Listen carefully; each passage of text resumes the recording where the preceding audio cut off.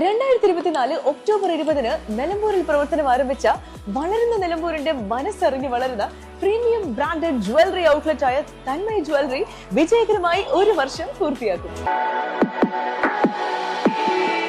കേന്ദ്ര സർക്കാരിന്റെ തൊഴിലാളി നയങ്ങൾക്കെതിരെ സംയുക്ത ട്രേഡ് യൂണിയന്റെ നേതൃത്വത്തിൽ ആഹ്വാനം ചെയ്ത ദേശീയ പണിമുടക്ക് എടക്കര മേഖലയിൽ പൂർണ്ണം. മെഡിക്കൽ ഷോപ്പുകൾ ഒഴികെ കടകമ്പോളങ്ങൾ പൂർണ്ണമായും അടഞ്ഞുകിടന്നു.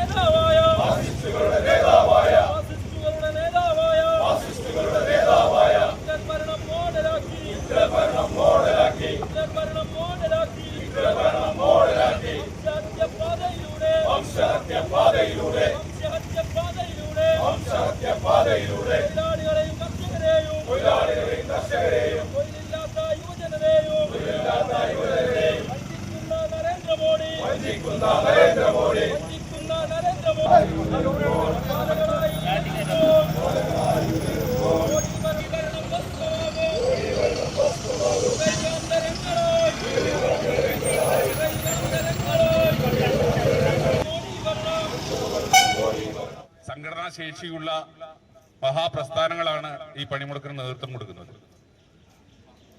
പക്ഷെ ഞങ്ങൾ ആ രീതിയിലുള്ള അജണ്ടയിലേക്കൊന്നും ഞങ്ങൾ കിടക്കുന്നില്ല.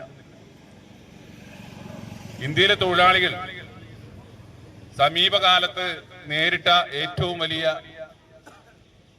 ഒരു തിരിച്ചടിയാണ് പാർലമെന്റിന്റെ ശീതകാല സമ്മേളനത്തിൽ BJP ഗവൺമെന്റ് പാസാക്കിയെടുത്തത്. ശീതകാല സമ്മേളനത്തിൽ 2 ബില്ലുകളാണ് പാസാക്കിയത്. ഒന്ന് ലേബർ കോഡാണ്. തൊഴിലാളികളുടെ സ്ഥിരജോലി എന്നുള്ള സംവിധാനം അതൊരു സങ്കല്പം മാത്രമായി മാറാൻ പോവുകയാണ്. രണ്ടാമത് പാസാക്കിയതാണ് ദേശീയ ഗ്രാമീണ തൊഴിലുറപ്പ് പദ്ധതി പൂർണ്ണമായും അട്ടിമറിക്കുന്ന പുതിയ നിയമം. ഈ 2 നിയമങ്ങളും രാജ്യത്ത് നടപ്പിലായി.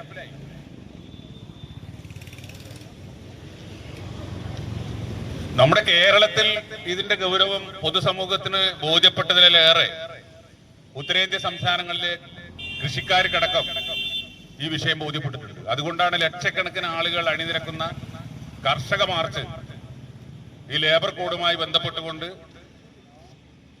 മഹാരാഷ്ട്രയിലും ഹരിയാനയിലും പഞ്ചാബിലും ഒക്കെ നടന്നു വരുന്നത് നമുക്ക് കാണാൻ കഴിയുന്നത്. കോർപ്പറേറ്റുകൾക്ക് വേണ്ടി മാത്രമുള്ള ഒരു ഭരണകൂടമായി രാജ്യത്തെ മോദി ഭരണം മാറിയിട്ടുണ്ട്. അതാണ് അതിന് ഏറ്റവും അപകടകരമായ ഒരു വശം. ഇത് ഘട്ടം ഘട്ടമായി നടപ്പിലാക്കുമ്പോൾ അപ്പൊ നമുക്കറിയാം, ഒരു 6 വർഷക്കാലമായി ലേബർ കോഡ് നടപ്പിലാക്കും എന്ന് പറഞ്ഞപ്പോൾ രാജ്യത്താകെ ഉയർന്നു വന്ന വലിയ പ്രതിഷേധത്തിന്റെയും പ്രക്ഷോഭത്തിന്റെയും ഭാഗമായിട്ടാണ് കേന്ദ്ര ഗവൺമെന്റിന് ഇക്കാലം വരെ നടപ്പിലാക്കാൻ കഴിയാതിരുന്നത്. 5 സംസ്ഥാനങ്ങളിലേക്ക് നടക്കുന്ന നിയമസഭാ തെരഞ്ഞെടുപ്പിന് മുന്നോടിയായിട്ടാണ് BJP ഗവൺമെന്റ് ഇപ്പൊ ഈ കരിനിയമങ്ങൾ പാസ്സാക്കിയെടുത്തത്. അതേമാതിരിയാണ് ദേശീയ ഗ്രാമീണ തൊഴിലുറപ്പ് പദ്ധതി. ആ പദ്ധതിയുമായി ബന്ധപ്പെട്ടുകൊണ്ട് വലിയ വിവാദങ്ങൾ ഇപ്പൊ നമ്മുടെ കേരളത്തിൽ നടക്കുകയാണല്ലോ കഴിഞ്ഞ 2-3 ദിവസമായിട്ട്. KSRTC, ഓട്ടോ ടാക്സി എന്നിവയൊന്നും സർവീസ് നടത്തുന്നില്ല. ഏതാനും സ്വകാര്യ വാഹനങ്ങൾ മാത്രമേ നിരത്തിലിറങ്ങിയുള്ളൂ. പണിമുടക്ക് അവഗണിച്ചെത്തിയ വാഹനങ്ങൾ തടഞ്ഞിടുകയും പിന്നീട് വിട്ടയക്കുകയുമായിരുന്നു. ബാങ്കിംഗ്, ടെലികോം, ഇൻഷുറൻസ് ജീവനക്കാർ ഉൾപ്പെടെ പണിമുടക്കിൽ പങ്കെടുത്തു. എടക്കര, ചുങ്കത്ര, വഴിക്കടവ്, കാരപ്പുറം, പോത്തുകൽ ടൗണുകളിലും ഉൾഗ്രാമങ്ങളിലുമെല്ലാം സ്ഥിതി സമാനമായിരുന്നു.